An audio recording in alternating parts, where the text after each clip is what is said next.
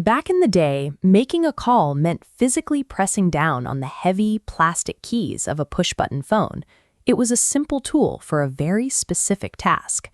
While we have transitioned into the era of incredibly powerful smartphones, the vocabulary many English learners use to describe their tech experiences has often stayed in the past. Relying on overly basic phrases like, "my phone is broken," creates a gap between what is happening and your ability to explain it. It's hard to solve a problem you can't accurately name.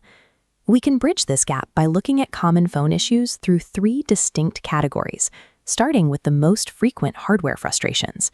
Mastering these specific expressions allows you to communicate technical problems with the same precision you use for any other part of your life. First, let's look at the physical health of the device and the problems that stem from neglecting your power source. If you forget to charge your phone, you are low on battery. But if the screen goes black completely, you say, "my phone died on me." That small addition of "on me" implies the device let you down when you needed it most. Then there are issues with the internal processing. When the device responds slowly to your touch or a video won't load, the phone is lagging. This chart on the left shows a phone's processing speed dropping sharply. On the right, we have a slug, a famously slow animal. This is why when a phone is lagging, we also describe it as being sluggish.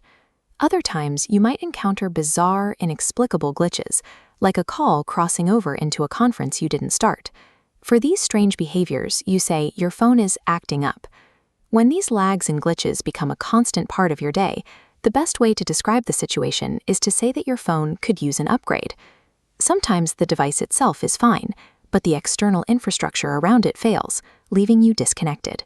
When you can't get online, you likely have a terrible network or terrible Wi-Fi. These phrases target the connection itself rather than the hardware. Then there are the interruptions we don't want. Calls from insurance agents or automated messages claiming you've won a lottery are known as spam calls.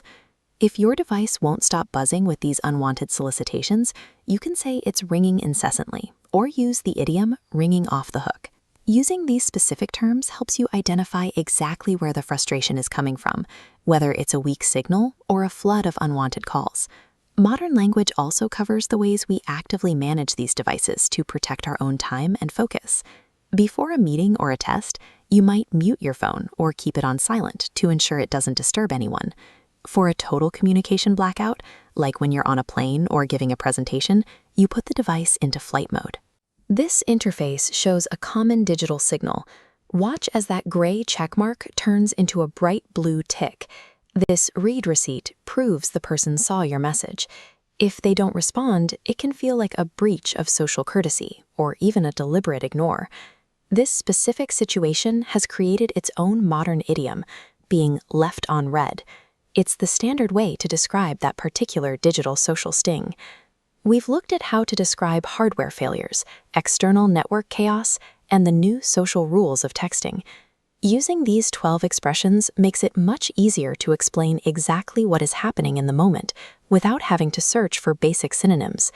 It moves you past the generic "broken" and into the natural, everyday language used by native speakers to navigate their digital lives. To help these phrases stick, try picking your favorite one and using it in a real sentence in the comment section. Having the right words for the technology you use every day is a practical way to build your confidence and speak English more fluently.